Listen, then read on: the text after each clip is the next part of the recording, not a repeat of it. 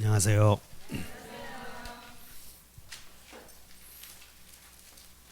일 번 보십시다. 법률행위의 목적. 여기서는 목적에서의 효력 요건을 쭉 서술해 나가고 있어요. 그래서 법률행위가 성립이 되려거든 법률행위의 목적에서 어떤 요건을 갖춰야 되는가. 목적에서 1번 확정 가능해야 되고, 여기서는 지문 하나 나와. 확정 가능해 나올 수 있는 지문은. 그래서 성립 당초에 확정 가능해야 된다. 둘째는 확정이 가능한 재산권 이전이 이행이 가능해야 되고, 세 번째는 적법해야 된다. 이 적법에는 강행법규에 위반되어서는 안 되고, 강행법규는 다시 효력 규정과 단속 규정으로 나온다. 그 다음에 네 번째는 사회적 타당성이 있을 때 효력 요건이 유효하다. 1번 법률행위의 목적은 성립 시에 확정되어 있지 않으면 무효이다. 성립 시에 확정되어 있어야 돼. 확정 가능하면 돼. 요 말을 이해해 놓으면 되지. 그래서 1번 X. 2번 법률행위의 목적은 성립 시에 확정할 수 없으면 무효이다. 5X. 1번, 2번을 비교를 하는 거야. 확정 가능하면 유효, 확정할 수 없으면 무효. 그러니까 확정할 수 없다고 나왔죠? 이거 무효이다. 맞아, 틀려? 맞잖아. 여기까지 두 개 지문 주의하시면 돼. 두 번째는 이제 이행이 가능해야 되는데, 성립 당초부터 이행이 불가능한 경우를 원시불능, 나중에 불가능한 경우를 후불, 이렇게 되지. 3번 원시적 불능인 법률행위는 무효이다. 계약 체결사항의 과실 책임이 문제될 수 있다. 맞아?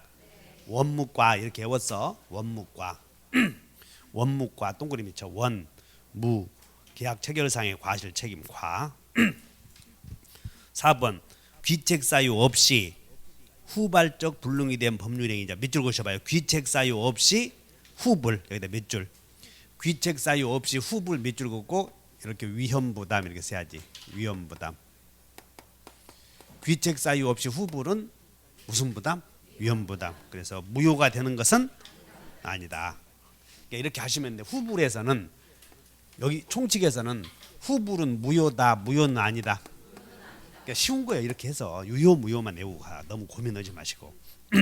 5번 계약이 체결된 후 동그라미 쳐. 후 건물이 전소되었다. 자, 후 그리고 불가능하게 되었다. 무효다, 무효는 아니다. 틀렸잖아. 이런 게 후불 그러면 무효는 아니다. 이렇게. 그 다음에 6번 법률행위 성립 후 동그라미 쳐. 성립 후 조건 성취 전에 목적이 불능 후 그리고 불 동그라미 쳐. 그 법률행위는 무효이다. 맞아, 틀려? 이거 뭐 조건 이런 거 보지 말어. 그거 어줍잖게 조건 어쩌고 따지지 말고 그냥 후불 이것만 보라는 거예요. 하지만 후불. 그래서 자, 법률행위 성립 후 조건 성취 전에 목적이 불능으로 되면 그 법률행위는 무효이다. 맞아, 틀려? 틀렸지. 후불은 무효가 아니다. 이렇게 봐야 돼. 7번 타인 소유의 물건을 매매하는 것은 법률적으로 불가능한 것을 목적으로 한다. 자, 타인 소유의 매매는 불능이다, 가능이다. 그래서 무효가 되는 것은 아니다. 무효가 된다. 틀렸고. 8번 조건이 법률행위 당시 이미 성취할 수 없는 경우. 밑줄 그으셔봐. 이미 성취할 수 없는 경우. 이미 성취할 수 없는 경우 밑줄 그으시고 이렇게 써봐. 불능 조건. 불능 조건이다. 그럼 불능 조건이 이렇게 메모해. 정지 조건이면, 불능 조건이 정지 조건이면 무엇이 되고 불정 무. 불능 조건이 해제 조건이면 무효다. 조건 없는 행위로 유효다. 조건 없는 행위로서 유효가 돼. 근데 불능 조건이 이렇게만 나왔지 정지 조건인지 해제 조건인지는 구별하지 않았지. 그래서 그 지문은 틀린 거지. 이게 무효다 해서. 조건이 법률행위 당시 이미 성취할 수 없는 경우 조건 없는 법률행위는 마저 틀려. 틀렸지. 이거 구별을 안 해놨으니까. 해제 조건이면 이렇게 쓰면 되는데 정지 조건이다 해제 조건이다 이런 말 안 했죠. 그래서 무효도 될 수 있고 조건 없는 행위도 될 수 있으니까는 틀린 거지. 이 지문은 이렇게. 별표 해놓고 다시 보셔. 9번 계약 성립 후 동그라미 채무 이행이 불가능하다. 무효가 되는 것은 아니다. 10번 일부가 불능인 법률행위는 원칙이 전다세 해야 돼. 일부가 불능이면 전부가 무효이다. 농취증 농지 취득 자격 증명은 농지 매매의 효력 발생 요건이다. 맞아 틀려? 그럼 뭐 밑줄 그으셔. 농취증 밑줄 그으시고 이렇게 농취증이다 밑줄 그으시고 등기 신청 시에 필요한 서류 이렇게 써놓으면 돼요. 등기 신청 시 필요한 서류.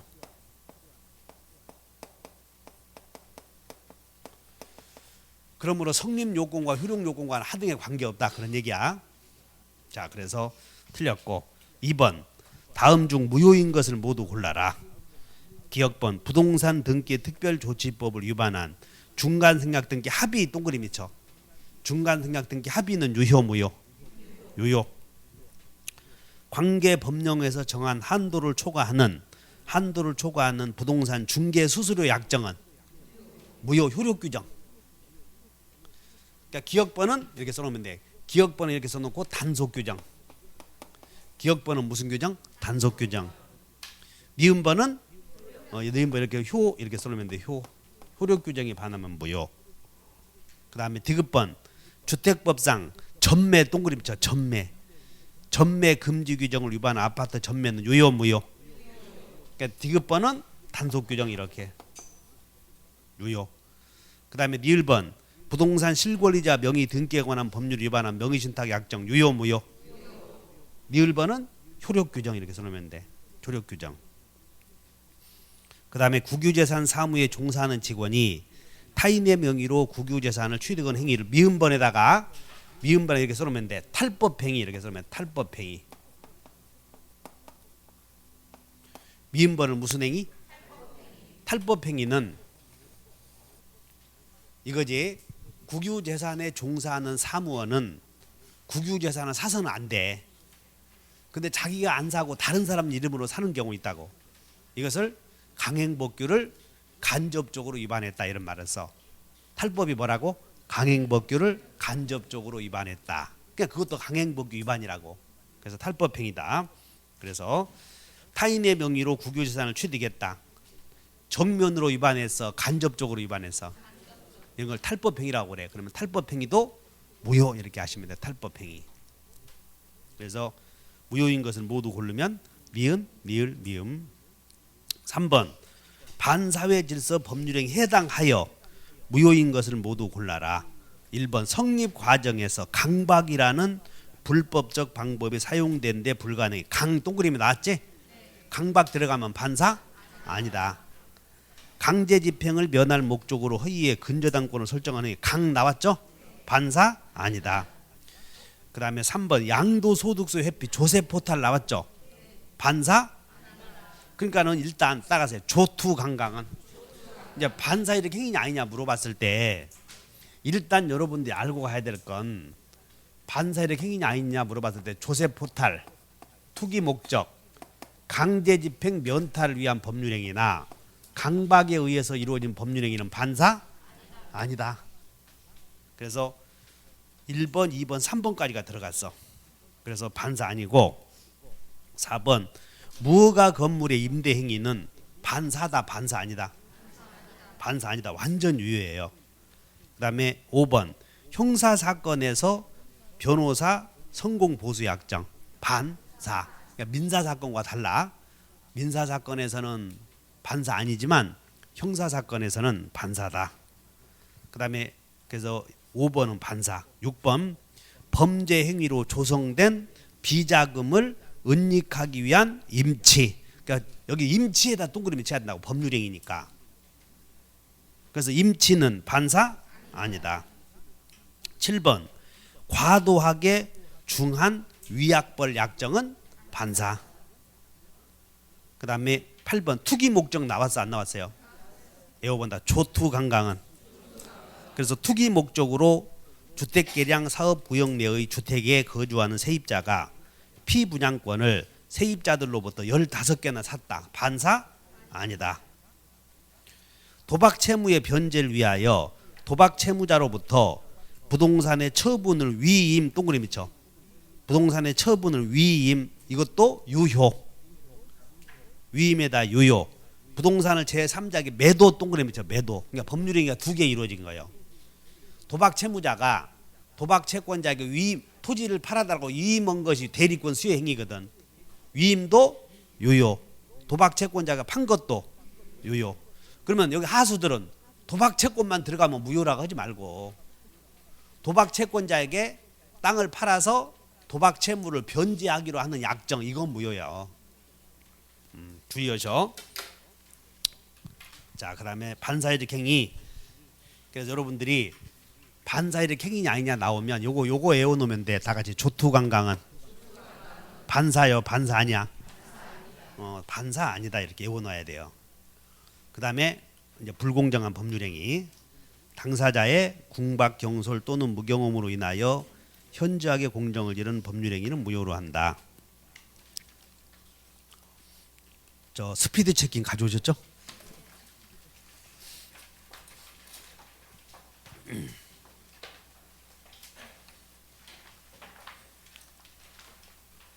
(1번에) 1번 보셔. 1페이지에 스피드 체킹 1페이지 1번. 자, 법률행위의 목적에서 1번 목적의 확정 정도를 물어본다고. 확정 정도는 성립 시에 확정 정도가 확정되어 있어야 돼. 확정할 수 있으면 돼. 확정할 수 있으면 된다. 그 다음 5번가 5번. 원시불능은 외워버려. 원무과는 선무상에게 신뢰이익을 배상해야 한다. 그 다음에 6번 후발불능은 무효가 되는 것은 아니다. 7번 주택법상 전매금지 동그라미 쳐봐. 전매금지. 전매금지. 부동산 등기 특별조치법상 또 미등기 전매금지 2개 동그라미 쳐놓으면 돼. 그러니까 전매금지 규정만 나오면 유효 무효? 유효. 중간흥락 등기 합의도 유효. 이렇게 3개. 그 다음에 한 장 넘겨서 8번. 8번에다 동그라미다. 요거 하나만 외워놔. 그럼 한 문제 맞히니까 다 조투강강은 조세 포탈의 조세 포탈 투기 목적 강제집행 면탈을 위한 행위와 강박에 의한 행위는 반사이득 행위 아니다. 10번 불공정한 법률행위가 되기 위한 요건으로 무경험은 일반 영역에서 특정 영역에서 일반 영역에서 의미하는 것은 아니다. 맞고 대리 행위에서 궁박은 누구를 중심으로 하여? 본인. 그 다음에 반사이득 행위는 추인하여도 유효가 될 수 없고 반사이득 행위는 반환 청구할 수도 없다. 외워본다. 반추 없다. 반청 없다.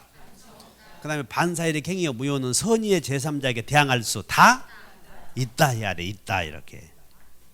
그 다음에 14번 반사회적 법률행위에 해당하는 매매계약을 원인으로 한 소유권 이전 등기 명의자의 물권적 청구권 행사에 대하여 상대방은 법률행위의 무효를 주장할 수 있다 하면 돼. 이제 이게 뭐냐면 반사회적 이중매매 처백의 아파트 준 사람이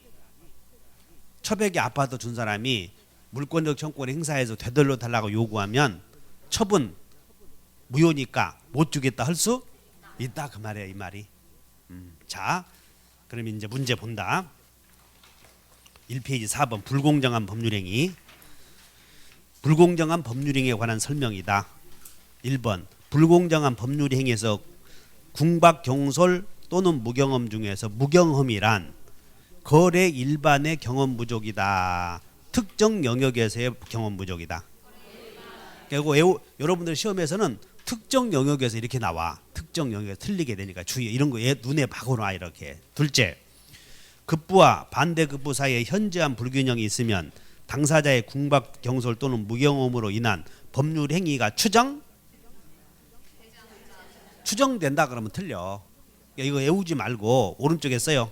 2번 오른쪽에 조그맣게 뭐라고 써냐면 무효사실은 추정되지 않는다 이렇게 쓰시라고. 추정만 나오면 간이 벌렁벌렁 해야죠. 무효사실은 추정된다, 추정되지 않는다. 그러면 유효사실은 추정? 그래 이렇게 비교해 놓으면 되죠. 유효사실은 추정된다. 그래서 여러분들이 유효사실은 추정된다 해서 어디서 배웠냐면 등기가 유효하려거든 유효사실은 추정이 돼야 한대. 그래서 그게 본등기의 추정력이라고. 이렇게 점유에도 권리를 취득하기 위한 요건은 다시 한번 점유에는 추정력, 자평공 성계적은 추정된다. 이렇게 유효사실은 추정이 돼. 근데 무효사실은 추정되지 아직도 이것이 깨우치지 않았다면 내가 참 미안하지 이런 것들을. 그래서 궁박경솔 무경험은 무효사실이죠. 추정되지 않는다. 3번 급부와 반대급부 사이에 현저한 불균형은 구체적 개별적 사안에서 거래 행위의 당사자의 의사를 기준으로 결정한다. 이렇게 시험에 나와. 그러면 현저한 불균형이 있었느냐 여부는 당사자의 의사를 기준으로 한다, 사회 통념을 기준으로 한다. 그러니까 여러분들 시험은 이렇게 나왔어. 일반인의 사회 통념을 기준으로 한다. 이렇게는 안 내. 다 맞춰버리니까. 일반인의 사회 통념을 기준으로 안 내고 당사자의 의사를 이렇게 나왔다고.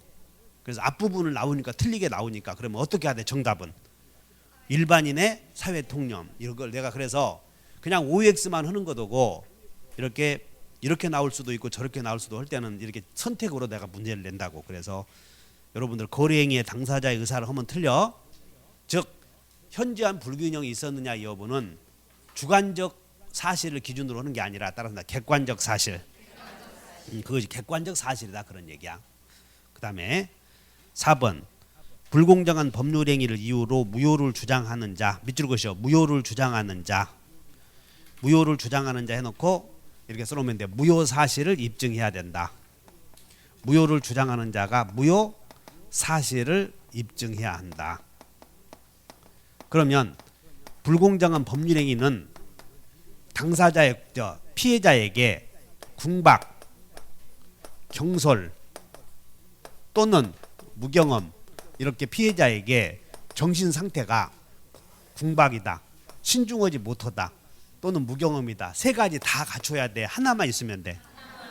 그러니까는 무효 사실을 폭리자가 주장하지 않고 피해자가 주장할 텐데 피해자는 하나만 있어도 무효 아니야. 그렇기 때문에 세 가지를 다 증명해야 돼. 하나만 증명해도 돼. 그래서 밑줄 그으셔봐. 모두를 증명해야 된다. 그래서 틀렸다는 거야 이게. 여기 나와 있는 건 전부 기출 문제야. 다른 자격시험까지 해서. 내가 만들어냈겠어? 괜히 만들어서 분란 일으키면 안 되잖아 이런 게. 그래서 모두를 증명해야 돼. 하나만 증명해도 돼. 하나만 증명해도 된다. 그래서 4번에다 별표 해놓으시고 작년도 감정평가사 문제예요. 5번 불공정한 법률행위에서 불이익을 입는 당사자가 불공정성을 이유로 한 부재소 합의. 부재소 합의가 뭐요? 소재기하지 않기로 하는 합의. 그래서 그 행위는 유효 무효? 무효. 그 다음에 6번 불공정한 법률행위. 이제 불공정한 법률행위에 관해서 이제 무효니까 불공정한 법률행위가 이제 무효이면 이제 무효 나오면 따라서 무효는 전다세 이렇게 해결해야죠. 그 무효 나오면 1번이 전, 다, 세, 부, 절. 주로 물어보는 게 이런 거 물어봐. 다, 세, 부, 절 이렇게. 그래서 불공정한 법률행위로 무효인 경우에도 무효행위 전환에 의해서 다른 행위가 될 수 있다. 그러면 이제 거기다가 6번에다가 다자 동그라미. 무효행위 전환의 법리에서 6번에다가 다 이렇게 동그라미 쳐. 다른 행위로서 유효가 될 수 있다. 맞고. 7번 불공정한 법률행위의 당사자가 무효임을 알고 추인하면 유효한 행위가 될 수. 불공정한 법률행위는 에어버려 반추 없다.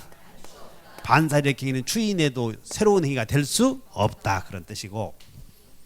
그 다음에 8번 비리인에 의한 법률행위에서 무경험은 비리인을 기준으로 하고 궁박은 본인. 그 다음에 9번 법률행위의 양 불공정한 행위의 양 당사자는 양 당사자 동그라미 쳐 양. 양만 나오면 틀린다고 여러분들. 양 당사자는 이미 이행한 것에 반환을 청구할 수 없다. OX. 하나는 있고 하나는 없고. 그래서 양 이렇게 하면 틀렸어. 이렇게. 양만 나오면 틀렸어. 피해자는 있고 폭리자는 없다. 지금 부당이득 반환 청구 물어보는 거라고. 지금 부당이득 반환 청구. 그 다음에 10번 불공정한 법률행위에 관한 이제 적용 여부를 물어보는데, 불공정한 법률행위에 관한 규정은 부담 없는 증여의 경우에는 적용될 수 없다.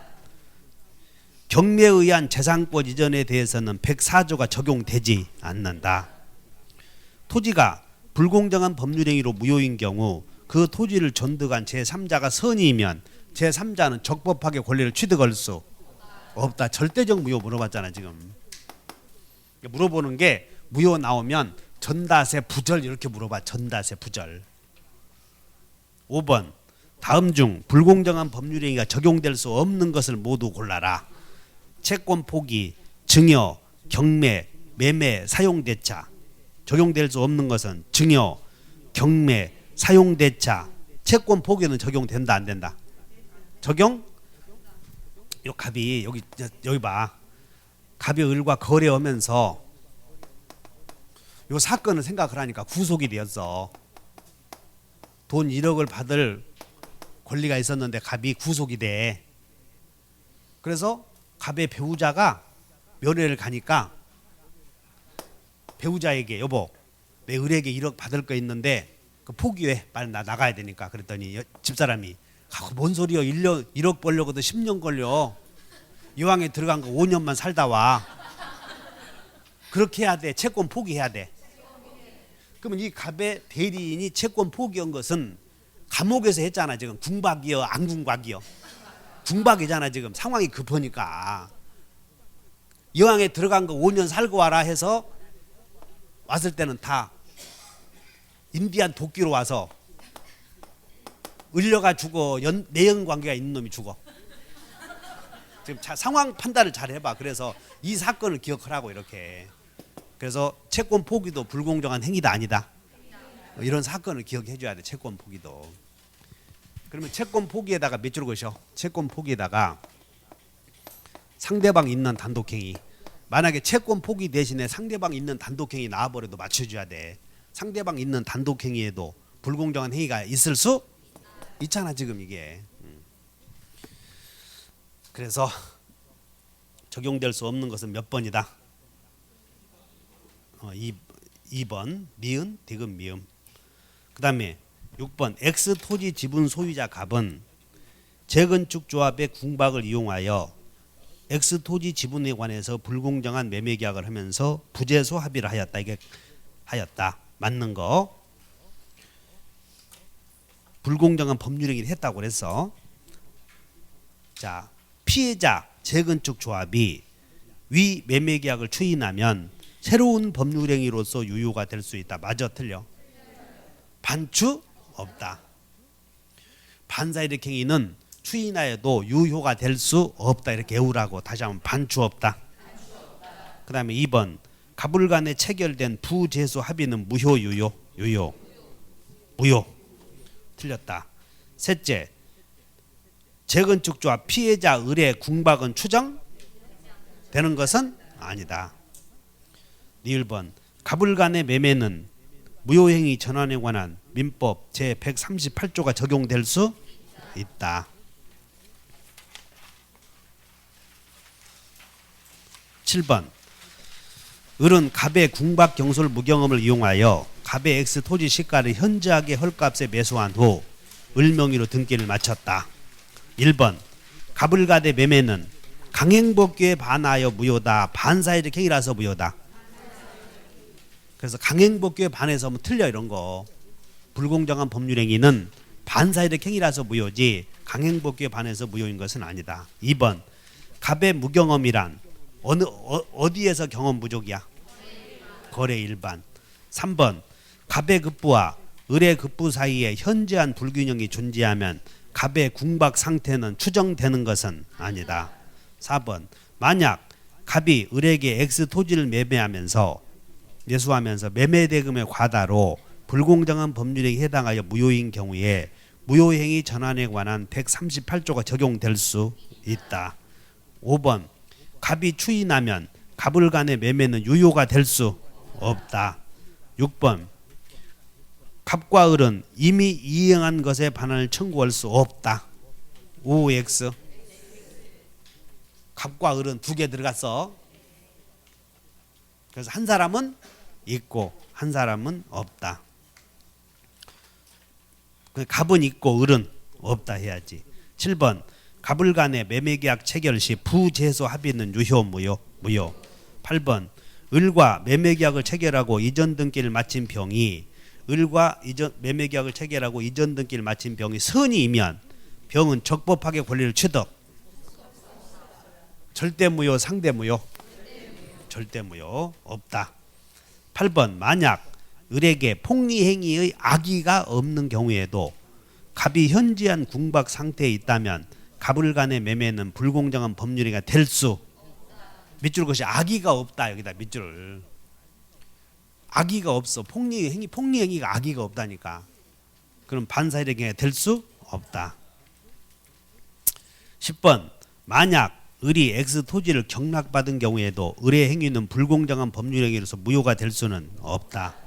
11번 만약 계약 체결 시 불공정한 매매가 아니더라도 사후에 외부 환경의 급격한 변화로 갑에게 큰 손실이 을에게 큰 이익이 생겼을 때 갑을 간의 매매는 불공정한 계약에 해당하지 않는다. 이것은 11번은 이렇게 메모해. 11번은 뭘 물어보냐면 판단 시기 이걸 물어보냐고. 유효 무효 판단 시기를 물어봤어. 불공정한 법률행위인지 아닌지 판단 시기는 성립시다. 성립 후의 사정도 고려된다. 성립시에 고려된다. 이거야. 성립시. 자, 8번 요약집 스피드 체킹 2페이지 펴보시죠. 스피드 체킹 2페이지 9번 본다. 9번 외워본다. 반사회적 이중매매는 무체불로 해결한다. 자, 그리고 따라서 무효는 전다세, 취사철, 부절 뭐 나오지? 그 취사철이 두 개 나오네. 지워버려. 전다세, 취사철을 앞에 있는 취사철을 지워. 그러면 뒤에 또 나오니까 다시 한번 전다세, 부절과 취사철로 해결하라. 외워본다. 소유자는 무효등기 명의인에게 물부손을 중첩적으로 행사할 수 있다. 소유자의 채권자는 무효행위에 대하여 채권자 취소권을 행사하거나 소유자의 물부손을 대위할 수 있다. 이렇게 꼭 외워줘야 돼 이게. 그러면 이제 문제 8번 본다. 갑은 을에게 X 토지를 매도하고 계약금과 중도금을 수령하면서 갑은 을에게 X 토지를 매매하고 계약금과 중도금을 수령하면서 계약금도 받고 중도금도 받고 인도해 주었다. 근데 등기는 아직 못 해 주었다. 그런데 그 후 갑은 위 부동산을 동그라미 쳐. 빨간 거 악의의 병. 자, 병에게 매매했는데 병이 악이야. 악이.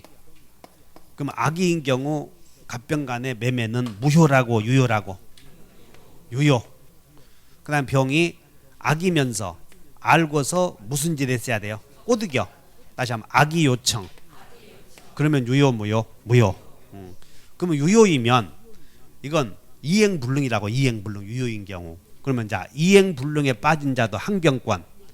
그럼 이행불능의 경우에는 이 채권자는 이행불능의 경우에는 최고하고 최고 없이 해제해서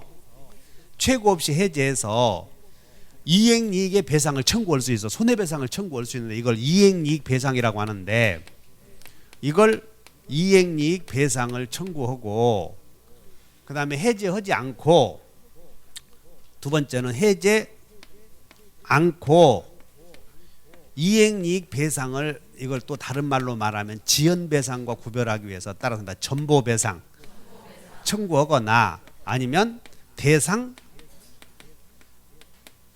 청구권. 이렇게 잘 봐.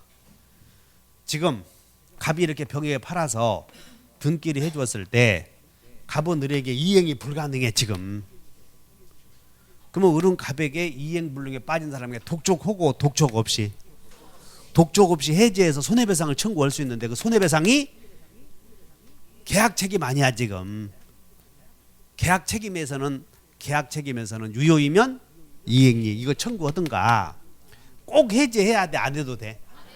안 해도 이행이익에 가름하는 손해배상 전보배상을 청구하거나 아니면 이렇게 준 돈 있을 거 아니야. 그래서 을이 요 토지가 2억인데 얼마에 샀냐면 1억에 샀어. 그럼 2억짜리 1억에 사서 이렇게 되팔면 얼마가 남아? 그걸 이행이익 배상이다 또는 전보배상이다 이렇게. 알아들어요? 또 하나는 이 을이 이 갑의 땅을 2억짜리인데 1억에 샀다면 되팔면 1억이 남으니까 이걸 따라서 이행이익 전보배상. 근데 이 갑이 얼마에 팔았냐면 5억에 팔았어. 그러면 을은 2억짜리를 1억에 사서 냉개 먹으면 1억이 남으니까 이행이익이고, 근데 갑이 얼마에 받았다고? 5억 받았으니까는 갑이 을에게 등기를 해줌으로써 을에게는 등기해 줄 수가 없다. 이게 이행불능에 빠지면서 5억으로 변했지? 5억 내놓으시 할 수도 있어 없어? 그걸 뭐라고 불러? 대상청구권 한다 이거야 이게. 그러니까 을은 갑이 이렇게 머릿속에 애워놔. 앉아있다고 공부되는 게 아니니까. 그리고 와서 깜쪽깜쪽 돌아다니면서 그냥 신중하지 못하고 그냥 시비나 걸고 다니고 옆에 있는 사람도 힘들게 하지 말고. 우리도 힘들다고. 셈이랑도 엄청 힘들어. 근데 자기들은 한 번씩 와서 시비 걸고 그러면 나간다 그러면 나만 손해잖아. 그러니까는 되도록이면 시비 걸지 말고 좀 잘해. 와서 공부도 못 하겠다고 좀 하지 말고 뭐 알아 가서 거기 가면 스스로 여러분들이 해결해야지. 그냥 정신 바짝 차려서. 잘 들어. 이렇게 등기해 줘 버리면 갑이 을에게 이행이 가능해 불가능해? 그러면 이행불능에 빠진 갑은 채무 존재 소멸. 갑의 채무가 소멸해 버리면 법이 있으나 마나지. 그래서 이행불능에 빠진 갑의 채무는 존재한다고. 그래서 을은 갑에게 계약을 해제해서 없애고 손해배상을 청구할 수 있는데 거기에 따라서 이행이익 배상. 해제해야 돼? 안 해도 돼? 않고 전보배상 청구하거나. 전보배상이 1억이요. 2억에 팔아서 1억에 넘기면 전보배상이 1억. 같다고 이행이익 배상이나 전보배상이나. 5억 내놓으셔 그러면 이행이익이요 대상청구권이야. 만약에 2억짜리 1억에 샀는데 5천에 팔아버리면 5천 내놓으셔. 그게 대상청구권이라고. 우리는 선택할 수 있어. 자 1번. 갑은 을에게 아기의 병에게 팔았다. 1번. 갑병 사이의 매매는 무효요 유효요? 그러니까 여러분들이 이거 잘 봐야 돼. 악이 이렇게 나왔으니까 이렇게 간다는 거예요. 유효. 악이. 2번. 을이 갑의 이행불능을 이유로 갑과 계약을 해제하기 위해서는 이 을이 갑과 계약을 해제하려거든 자기 채무 이행 제공하고 제공 없이. 이 시험은 엄청 많이 나와. 해제해서 이행불능을 이유로 해제하려거든 반대 의무 이행 제공하고 제공하지 않고. 해제해서 많이 나오니까. 그래서 제공해야 한다. 틀렸어. 넷째, 을은 2번 을은 최고하고 최고 없이도. 3번 을이 갑의 이행불능을 이유로 갑과 계약을 해제하기 위해서는 자신 채무 이행을 제공해야 돼? 할 필요 없어? 그러니까 1번 2번 3번은 4번까지는 해제해서 나오니까 또 반복해 놓은 거예요. 해제해서. 4번 을은 계약 해제 없이도 전보배상을 청구할 수. 전보배상이 이행이익이요. 이행이익. 전보배상을 청구할 수 있어. 5번 을은 계약 해제 없이도 갑에게 대상 청구권 행사할 수. 그러니까 여러분들 순서대로 지금 정리해 놓은 거예요. 내가 여러분들 하도 정리는 내가 해줘야 되겠다 싶어서 내가 다 해주고 있다고. 지금 여러분 정리 못해. 따라다 정리도 학원에서 정리해야지. 어떻게 혼자 정리하냐고. 그냥 강의 들으면서 같이 정리해 줘야 돼. 그래서 내가 설명했지. 최고하고 최고 없이 해제해야 돼, 안 해도 돼? 해지 않고 전보배상을 청구하거나 대상 청구권 행사하는 게 유리하면 이거거나 선택할 수 있다는 거예요. 선택할 수 있어. 그래서 대상 청구권 아시겠어? 대상 청구권은 언제 생겨? 이행 불능 시 변형된 가치 이렇게 써놓으면 돼. 대상 청구권에다가 이행 불능 시 변형된 가치. 이행 불능 시 변형된 가치에 대한 권리 행사. 여기 위험부담에서도 나오잖아. 위험부담에서도. 자, 그 다음에 6번. 갑은 을에게 계약금 배액을 상환하고, 여기서 자, 갑은 을에게 계약금 배액을 상환하고 계약을 해지할 수. 왜? 뭐 중도금 주어버렸으니까. 여기 중도금 주었으니까 그런 것을 지금 함정으로 만들어놨어. 그 다음에 7번. 갑병 사이의 매매 계약에 대하여 매수인은 채권자 취소권 행사할 수 있어? 왜? 그래. 거기다 밑줄 그셔. 채권자 취소권 행사에다 밑줄 그시고 이렇게 써놓고 금전 채권자가 이렇게 쓰셔. 금전 채권자가. 근데 이 을은 제일 매수인은 매도인에 대한 채권이 금전 채권이야, 소유권 이전 채권이야. 그래서 안 된다는 거예요. 그래서 이제 이 정도 알면, 자, 채권자 취소권 있냐 없냐 물어보는 게 두 군데 있다고 그랬지. 이중 매매는 채권자 취소권 행사할 수 없다. 통정 허위 표시는 있다. 물어보는 게 두 개밖에 없어. 두 개. 막 공부하다 보니까 한 30개 있는 것 같지만 두 개밖에 없다고. 그래서 반사이력 이중 매매는 없다. 통정 허위 표시는 있다. 해결해. 8번. 병의 X 토지 인도 청구에 대하여 지금 이렇게 을이 지금 점유하고 있다고. 이렇게 그 병이 등기하고 있고, 그럼 병은 을에게 외워봐요. 소유자는 물부손 있다. 그래서 병의 X 토지 청구에 대하여 을은 갑에게 지급한 계약금 및 중도금 반환 청구권을 담보하기 위하여 X 토지에 관하여 유치권 주장할 수 없다. 자, 9번. 만약 병이 갑의 이중 매매에 적극 가담했을 때, 이제 적극 가담이 나오는 거예요. 이제 유효인 경우, 그러니까 여기 했고, 이제부터 적극 가담 나왔죠? 그럼 여기 이제 나온다고. 적극 가담한 경우 을은 직접 병 명의의 등기 말소 청구할 수 없다. 10번. 만약 병의 대리인인 A가 갑의 배임 명의에 적극 가담했다면 그런 사정을 모르는 병은 X 토지의 소유권 취득할 수 없다. 11번. 위 구의 경우 제1 매수인은 매도인에게 손해배상 청구할 수 있다. 위 구의 경우 적극 가담한 경우 제1 매수인은 제2 매수인에게 손해배상 청구할 수 다 있어. 하나는 있고 하나는 없다 하지 말고. 다시 한번. 무채불. 그래서 적극 가담해서 등기했을 때 을은 갑에게 손해배상 청구할 수 있고, 병에게도 있어 없어? 채무불이행 불법행위. 무채불. 그 다음에 13번. 위 구의 경우 병이 선의의 정에게 매도하여 등기를 해주었을 때, 이제 이렇게 해서 지금 적극 가담이 무효. 이 무효는 절대 무효, 상대 무효. 정은 선이라도 절대 권리 취득하지 못한다. 9번. 병은 을과 X 토지에 관하여 매매계약을 체결한 갑의 배임 명의에 적극 가담해서 매매계약을 체결하고 병 명의로 등기를 하였다. 지금 이렇게 돼 있어. 갑과 을이 매매했는데 병이 적극 가담해서 등기하였다. 이 경우 을에게 인정되는 권리를 모두 골라라 그랬어. 첫째, 이 을은 병에 대하여 부당이득 반환 청구권 있어 없어? 없다. 병에 대하여 소유권 이전 등기 청구권 있어 없어요? 없다. 병에 대한 손해배상 청구권은 있다.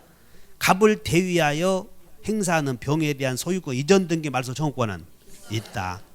갑과 병의 매매에 대한 채권자 취소권 없다. 이렇게 해결하겠죠? 자, 이것이 이제 반사회적 이중 매매. 그다음에 법률행위 해석. 자, 1페이지로 다시 넘어가. 스피드 체킹. 1번에 2번 본다. 갑은 자신의 X 토지를 을에게 9억 6천에 팔 생각이었는데 착오로 표시를 그르쳐서 6억 9천에 계약이 체결이 되었다. 갑을 간의 계약 내용을 9억 6천으로 확정하는 해석 방법을 자연적 해석, 규범적 해석. 자연적 해석. 자연적 해석은 의사대로, 표시대로. 의사대로. 그래서 갑이 X 토지에 대해서 96만 원에 팔 생각이었는데 표시는 이렇게 했다면, 자, 69만 원을 가의라고 하고 96만 원을 진의라고 그래. 그럼 진의대로 내용을 해석하는 방법을 자연적 해석, 가의대로 내용을 확정하는 방법을 규범적 해석. 그 다음에 틈이 생긴 경우 틈을 보충한다 그랬지. 틈을 보충하는 해석 방법을 보충적 해석이라고 하는데, 보충적 해석은 진짜 의사, 가짜 의사, 무슨 의사? 따라서 내가 조정 의사, 이익 조정 의사다 이렇게 말해. 조정 의사. 다시 한번, 진짜 의사, 객관적 의사, 무슨 의사? 양 당사자의 이익을 조정하는 의사를 가지고 보충한다는 것이야. 다시 한번, 진짜 의사, 객관적 가의는 가짜 의사야, 객관적 의사야, 객관적 의사. 보충적 해석은 조정 의사. 다시 한번, 내심의 효과 의사, 표시상의 효과 의사, 정당한 이익 조정 의사. 자, 이제 문제 보자. 10번. 10번 법률행위 해석에 관한 설명이다. 첫째, 계약의 해석은 당사자가 표시행위에 부여한 객관적 의미를 명백하게 확정하는 것이다. 자, 여기 계약을 해석할 때는, 자, 갑을 간의 계약을 정할 때는, 매매대금을 정할 때는 원칙이 69만 원으로 정해야 돼, 96만 원으로 정해야 돼. 계약을 정할 때는 원칙이. 돈 내줘야 되겠네. 거기 봐, 표시행위에 부여한 무슨 의사라고 그랬어? 이거 규범적 해석이 원칙이야. 이거 원칙은 이거라고. 근데 자연적 해석을 하는 경우도 있어, 없어? 언제? 안 경우. 이렇게 다시 한번, 안 경우. 상대방이 표의자의 진위라 안 경우에는 자연적 해석을 하고, 그러지 않은 경우에는 규범적 해석이 원칙이라고 얘기해. 그래서 1번, 자, 이해하셨나? 1번에다 메모해요. 규범적 해석이 원칙이다. 이렇게. 원칙은 규범적 해석 이렇게 쓰면 돼. 원칙은 규범적 해석. 2번, 법률행위 해석은 곧 의사표시 해석과 같다. 맞아, 틀려? 틀리다고 하면 안 돼. 지금 여기 자봐, 법률행위는, 수험생 여러분, 민법은 참 쉽거든. 법률행위는 성립 요건이 다 같이 당사자, 또 뭐, 또 그래서 의사표시가 있는데 이거 아니야. 따라서 의사대로 정한다, 표시대로 정한다. 그러니까 법률행위 해석은 의사표시 해석과 같은 거라고. 이렇게 의사대로 정하면 자연적 해석, 표시대로 정하면 규범적 해석, 틈을 보충하면 보충적 해석. 보충적 해석은 해석의 대상이 조정의사. 이렇게 다시 한번, 조정의사. 그래서 법률행위 해석은 곧 의사표시 해석과 같다. 고민해야 돼, 맞다 해야 돼? 맞다 하라고. 3번, 약관 있지, 약관. 여러분들이 저 보험계약을 체결하거나 그냥 무슨 뭐 은행에 가서 대출계약을 체결할 때 거래 당사자를, 많은 당사자를 상대하려고 만들어 놓은 계약서를 약관이라고 그래. 그럼 그 약관을 해석할 때는 과거에는 약관에 관한 법률이 나왔거든. 근데 요즘에는 안 나오다 보니까 안 내는데 법률행 해석에서 하나 지문으로 들어갈 수가 있어. 그러니까 약관을 해석할 때는 구체적인 개개의 특징을 고려해야 돼. 다 무시해버려야 돼. 그것만 주의하시면 돼. 그래서 약관의 내용을 해석하는 경우에는 개개, 계약 체결자의 의사나 구체적인 사정을 고려할 필요가 없다. 4번 자연적 해석이란 표의자의 진의를 밝히는 것을 말한다. 맞아? 지읒 지읒이야. 지읒 지읒.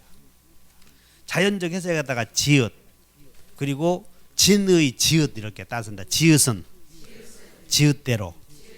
5번 무슨 해석이란 표의자의 진의가 아니라 표시행위의 객관적 의미를 탐구하는 것을 말한다.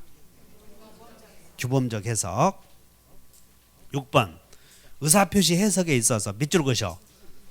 당사자의 진정한 의사를 안 경우에다 밑줄 그으셔.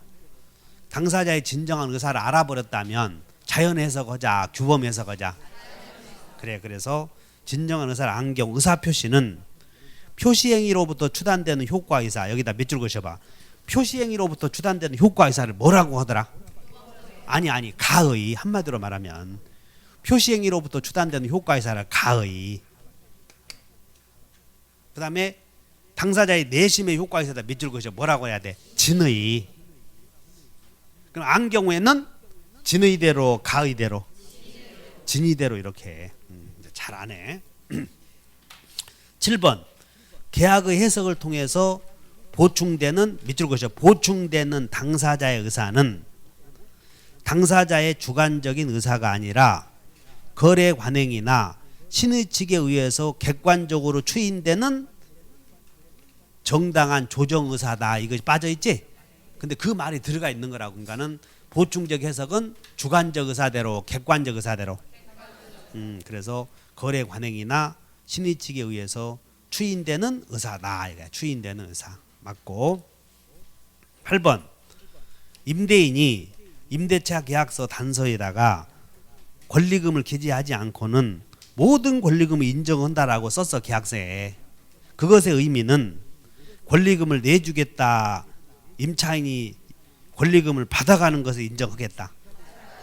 그런 의미다 이게. 그래서 8번에 임대차 계약 단서에다가 권리금을 기재하지 않고 모든 권리금을 인정한다라고 썼을 때 그것의 의미는 임차인이 나중에 임차권을 승계한 자로부터 권리금을 수수하는 것을 임대인이 용인한 것이라고 볼 수 있다. 5. 9번 당사자가 거래 관행과 다른 의사를 표시한 경우에는 그 의사에 의한다. 거기다가 9번에다가 뭘 물어봤냐면, 자 여기 봐. 객관적 의사대로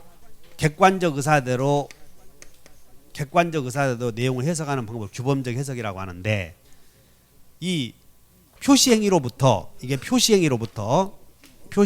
객관적 의사를 탐구해서 내용을 정한다. 그런데 표시 내용으로 이것은 그냥 숫자니까 69 써 있는데 이것을 다르게 해석하면 그건 눈이 안 좋은 사람이지.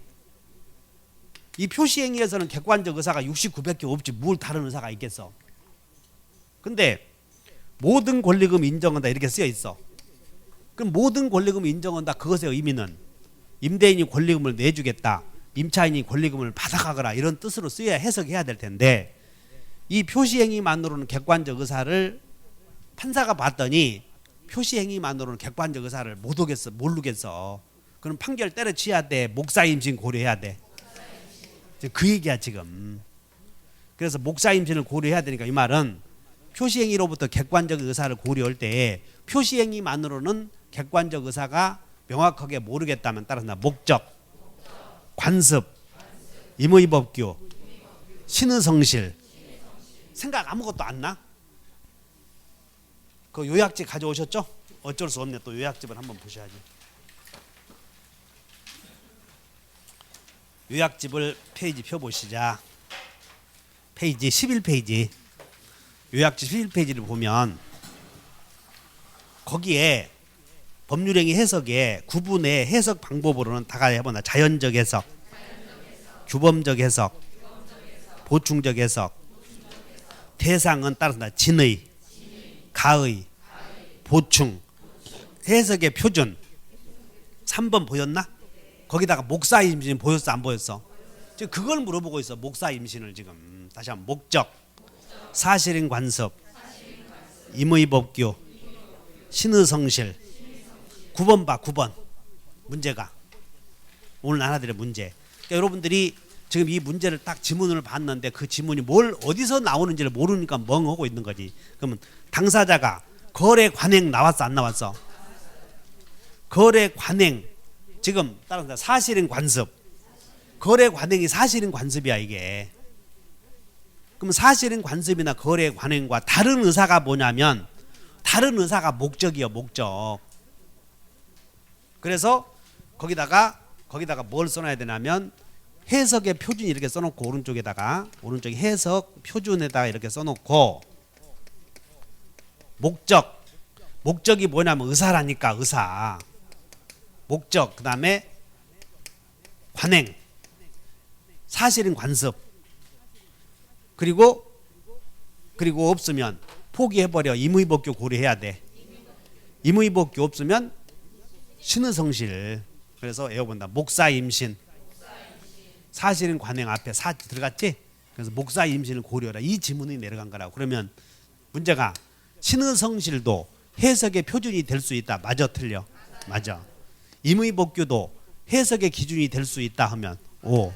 당사자의 의사도 해석의 기준이 될 수 있다 그러면 O. 당사자 의사가 불분명하면 뭘 고려해? 관행. 이렇게 이걸 고려하라. 그런 걸 냈던 거예요. 그래서 그 지문이었어.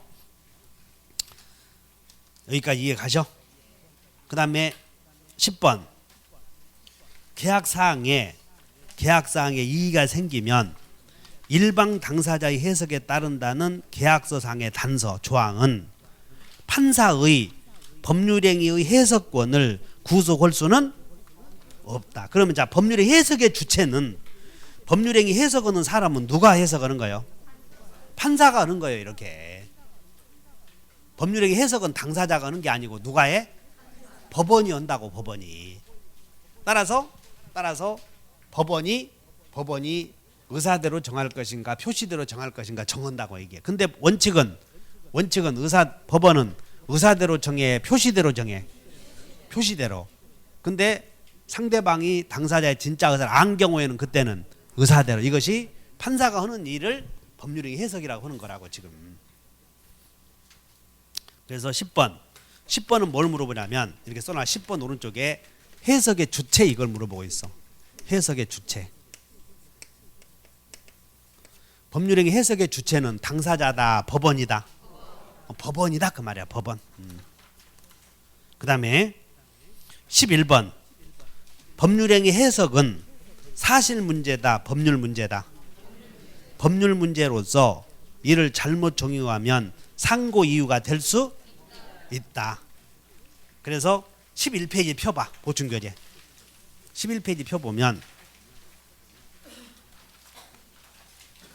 자 해석의 대상은 구분에는 자 해석 방법으로는 세 가지 해석 방법이 있고 대상이 있고 표준이 나오고 적용이 나오고 성질 맨 밑에 성질을 봐.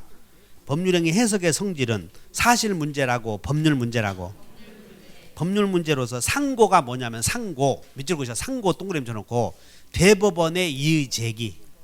상고를 뭐라고? 대법원의 이의 제기. 그래서 판사가 법률행위 해석을 잘못 오면 당사자는 대법원의 이의 제기할 수 있다는 거예요. 이게 그것이 해석의 성질을 물어봤어. 자, 그 다음에 이제 요즘에 법률행위 해석에서는 뭘 물어보냐면 목적의 확정도 물어보고 당사자의 확정도 물어봐. 그러니까 당사자를 의사대로 정하는 것도 있고 표시대로 정하는 것도 있고. 그래서 요즘에 유행하는 게 당사자 확정이야 이게. 그럼 11번 당사자 확정에 관한 설명이다. 갑이 은행에 가서 융자를 받는데 소비대차 계약서를 쓰는데 돈을 꾸어 쓰는 사람이 차용이니 갑이 아니고 을이 누구냐면 갑의 여동생이야. 여동생. 따라 여동생이 찾아와서 해수가 네 이름으로 오빠가 융자점 받아다 쓰도록 명의 좀 빌려달라 이래. 따라서 타인 명의로 한 계약. 지 갑이 자기 명의로 했어, 타인 명의로 했어. 타인 명의로 계약을 했을 때 은행은 누구에게 돈을 받아야 돼? 행위자, 명의자. 잘 모른다는 거예요, 그게.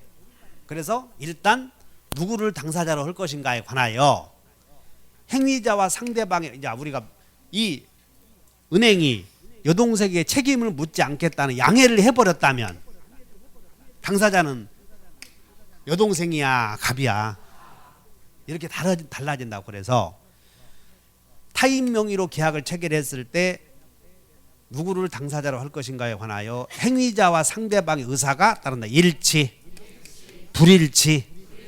자, 1번 봐. 1번. 계약 당사자 확정의 문제는 일반적으로 의사표시 해석의 문제이다.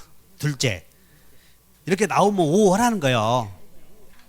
둘째, 계약 당사자가 누구인지는 계약에 관여한 당사자의 의사해석의 문제이다. 맞아, 틀려? 맞다. 셋째, 타인 명의로 계약을 체결한 경우 계약을 체결한 자와 상대방의 의사가 동그라미 쳐 일치하면, 이렇게 일치하면 어떻게? 일치하는 대로 이렇게. 그럼 이제 3번 왼쪽에다가 일치하지 않는 경우도 있어, 없어? 일치하지 않으면 어떻게 결정이 돼? 일치하지 않으면, 일치하면 일치하는 대로, 일치하지 않으면 상대방의 의사에 따라 정해진다고. 상대방의 의사대로 정해져. 이렇게 일치하지 않으면 누구대로? 상대방의 써. 가만히 있지 말고, 그 가만히 턱 개고 있지 말고 쓰라고. 왼쪽에다가, 그 3번 왼쪽에다가 일치 나왔지? 그냥 거기다가 이제 이렇게 일치했으니까는 왼쪽에다가 일치하자 이렇게 하라고. 일치 안 하면 어떻게 할까 쓰라고. 이렇게 어떻게 탁 그 필기하는 방법을 잘 모르냐고. 갑갑해 죽겠어. 작년 12월 달부터 연습했는데 다시 한번 일치하면. 그러니까 여러분 일치하지 않으면 저것까지 문제 낼 수가 없잖아. 하도 나오니까. 그러니까 여러분들 이해해야 돼. 일치하지 않으면 누구대로? 상대방 의사. 그러니까 3번은 일치하면 된 게 일치한 대로 오면 쉬워. 이제 4번 본다. 본인이 대리인을 통해서 계약을 체결하는 것에 대하여 상대방이 그런 사정을 알고 대리인과 계약을 체결했는데 대리권이 존재하지 않아. 지금 갑이 본인, 을이 대리인, 상대방이 대리인을 통해서 갑과 계약을 체결했는데 근데 대리권이 없어 보니까. 그러면 계약의 당사자는 갑과 병이요, 병과 을이요? 병과 어디 이제 읽어봐. 대리인과 상대방이다, 본인과 상대방이다?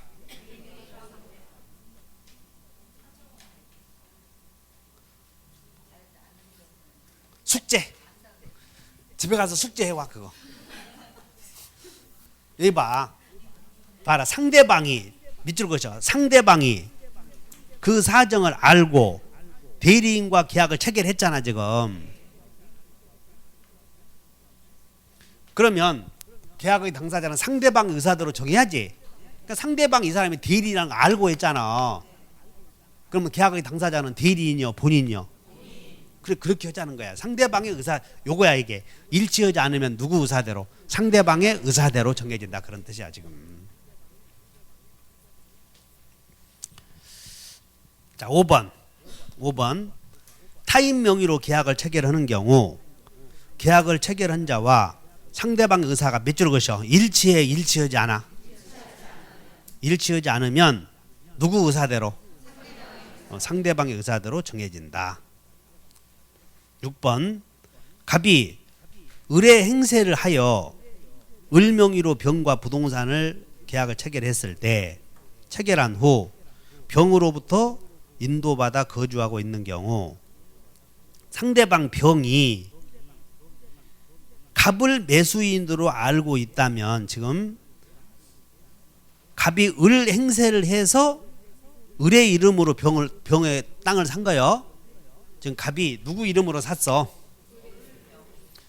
지금 갑을병이 있는데 병과 이렇게 매매하면서 매매하면서 매수인을 누구로 했냐면 을로 했다고. 을로. 근데 상대방은 을이 누구라고 알고 있어? 갑이라고. 그러면 계약의 당사자는 을과 병이요, 갑과 병이요? 상대방의 의사대로 정해지는 거예요.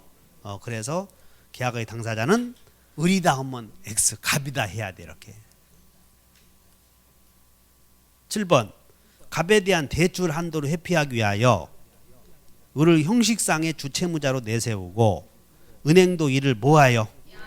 양해하여 을에게는 채무자로 책임을 지지 않을 의도로 을 명의로 대출을 했을 때 을을 계약의 당사자로 볼 수는 없다.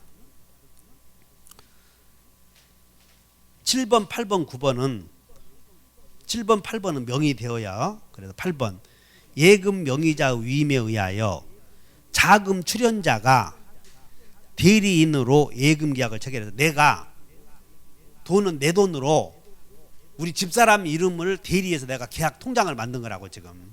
이렇게 하시면 된다. 출연자와 11페이지를 봐. 보충교재 11페이지. 자, 보충교재 11페이지 스피드 체킹 보지 마시고 11페이지 보면 2번에 당사자 확정이 보여. 11페이지 폈나? 그럼 거기에 당사자 확정에 행위자와 명의자가 다른 경우 당사자 확정 2개 있고 일치하면 일치한 대로 일치하지 않으면 상대방 입장에서 정해지고. 자, 양가로 2번만 따라 명의 대여. 3번은 명의 도용. 그러니까 명의를 빌려준 거고 내 명의를 마음대로 쓴 거고 달라 이렇게. 그럼 명의 도용만 나오면 다 무효야 이게. 명의 도용만 나오면 무권리자의 처분행위도 있고 무권대리도 있고 그냥 다 효력은 무효라고. 근데 명의 대여했을 때 행위자와 명의자가 다르면 누가 당사자예요? 항상 명의자. 근데 은행의 양해가 있었으면 그때는 명의자가 당사자가 아니고 그 무효가 돼버리니까 행위자가 당사자가 된다는 거지. 자, 그러면 하여튼 잘 봐. 거기에 명의 대여에서 동그라미 2번을 봐. 명의 대여에서 자금 출연자와 명의자가 같아 달라? 그럼 누가 당사자? 명의자 해버리면 돼. 내가 내 돈으로 우리 집사람 이름으로 통장을 만들었으면 예금 계약의 당사자는 명의자. 그 다음에 내가 돈을 출연해서 우리 집사람 이름으로 경매를 받았어. 출연자와 명의자가 같아 달라? 누가 당사자? 이렇게 해버려. 출연자와 명의자가 다르면 명의자 해버리라고. 자, 문제 본다. 8번 예금 명의자의 위임에 의해서 자금 출연자가 대리인으로 예금 계약을 체결했을 때 예금 계약의 반환 청구자는 자금 출연자다, 명의자다? 그러니까 여러분들 당사자 나오면 이거 그냥 저것도 잘. 그러니까 여러분들이 이런 것들이 어렵다고 하면 안 돼. 지금 은행에다가 생각해봐. 남편이 돈을 주어서 내 이름으로 통장 만들었으면 남편 거요, 내 거요? 그 얘기. 돈 갖고는 잘 따지네. 그다음 남편이 돈 대주어서 여러분이 내 이름으로 경락을 받아서 누구 거요? 그래, 그러니까 네 거니까 좋잖아. 그런 거 그렇게 생각하고 머릿속에 절대 잊어먹지 말라는 거지. 그러면 이제 9번 본다. 부동산 경매 절차에서 갑이 제공한 자금으로 을이 자기 명의로 X 토지에 대하여 매각을 받은 경우 부동산 매수인은 갑이 아니라 을이다, 을이 아니라 갑이다? 하여튼 명의인이 당사자가 돼. 그래서 8번, 9번은 쉬운 거요. 그 다음에 10번 처가 남편 몰래 서류를 위조해서 제3자를 남편으로 가장시켜서 남편 소유의 부동산을 담보로 제공하고. 이제 밑줄 그셔봐. 제3자가 남편으로 가장해서 거래 행위를 했지. 10번은 이렇게 메모해버려. 10번은 남편이 지 이름 빌려준 거요, 갖다 쓴 거요. 거기다 밑줄 명의 도용이야. 이렇게 쉬워. 이런 것들이 명의 대여다, 명의 도용이다?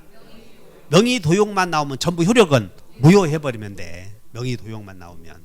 그래서 처가 남편 몰래 서류를 위조해서 제3자를 남편으로 가장시켜서 남편 소유의 부동산을 담보로 제공하고 금융기관으로부터 남편 명의로 대출을 받았다면 제3자를 남편이라고 믿은 금융기관은 그 계약에 의하여 남편에게 대금 반환 청구할 수는 없다 해야 돼. 무효니까. 이렇게 여러분들이 딱 당사자에서 나오면 명의 대여냐 명의 도용이냐만 딱 봐서 명의 도용만 나오면 그건 전부 무권리자의 처분행위로 무효해버리면 돼. 다시 한번 명의 도용은 유효다 무효다? 무효다. 12번 여기까지 먹고 쉴 거요. 자꾸 짜증내지만 여기까지 끝내버려야 될 거 아니야. 의사표시 또 달라지니까. 12번 갑과 을은 갑 소유의 X 토지와 그 토지에 인접한 Y 토지 중 X 토지에 대하여 매매계를 체결했지만 지번의 착오를 일으켜서 계약서상 목적물을 Y 토지로 표시하였고 갑은 Y 토지를 인도하고 소유권 이전 등기를 해주었다. 5표시 무효의 원칙이죠. 그러니까 여기다가 이렇게 딱 해놓고 맨 밑에다 메모 오셔. 그거 엄청 쉬운 건데 그냥 합의를 해놓고 표시는 잘한 거예요. 잘못 표시한 거예요. 그래서 합의를 해놓고 착오로 인한 O 표시가 있었다는 거지. 이렇게 그러면 그냥 합의해놓고 착오로 인한 O 표시는 확정 무효. 그리고 확정 무효이고 O 표시에 법률행위는 존재하지 않는다는 거야. 부존재. 그 합의는 확정 유효 이렇게. 그리고 확정 유효니까 둘 다 취소 문제 생겨 안 생겨? 확정 무효니까 여기는 법률행위 흔적이 없으니까 취소할 게 없다는 거예요. 둘 다. 요거 하나만 알면 돼. 그럼 이 무효는 전다세 중에서 상대적 무효겠어? 절대적 무효겠어? 선의의 제3자에게도 대항할 수 있다 하면 되지. 이렇게 1번 지금 갑이 합의는 X 토지를 했어. 표시는 뭘로 하고? Y로. 그러면 갑을간에 1번 갑을간에 매매는 X 토지로 이루어진 것이 안 이루어진 것이야. 매매계약은 뭐? 유효. 2번 갑을간의 매매 목적물은 자연적 해석을 해야 돼? 규범적 해석을 해야 돼? 상대방이 표의자의 진위를 알고 있지. 그러니까 자연적 해석에 따라서 X 토지로 Y 토지로 오표시 무효의 원칙. 상대방이 표의자의 진위를 안 경우니까 자연적 해석에 따라 X 토지로 확정된다. 3번 Y 토지에 대해서 매매계약이 성립하지만 자 Y 토지에 대해서 매매계약이 성립하지 맞아 틀려? 매매 흔적이 없어. 그러니까 Y 토지에 대해서는 매매 흔적이 없다고. 그러다가 불성립 이렇게 써야 돼. 불성립. 당사자는 착오를 이유로 매매계약 취소할 수 없다. 4번 X 토지의 소유권은 누구에게 있어? 아직 등기 안 해줬지? 갑에게 있고 을의 명의로 등기된 Y 토지는 무효 아니야. 그래서 Y 토지는 누구에게 있고? 갑에게 있고. 그래서 X 토지의 소유권은 갑에게, Y 토지의 소유권은 여기는 을에게 하면 안 되는 거예요. Y 토지는 무효 등기니까 갑에게. 5번 을로부터 Y 토지를 매수하여 이전 등기를 마친 선의의 병은 선의의 제3자에게 대항할 수 있다. 권리 취득하지 못한다. 6번 Y 토지에 대한 매매계약은 갑을 사이의 합의의 결여로 무효이다 불성립이다?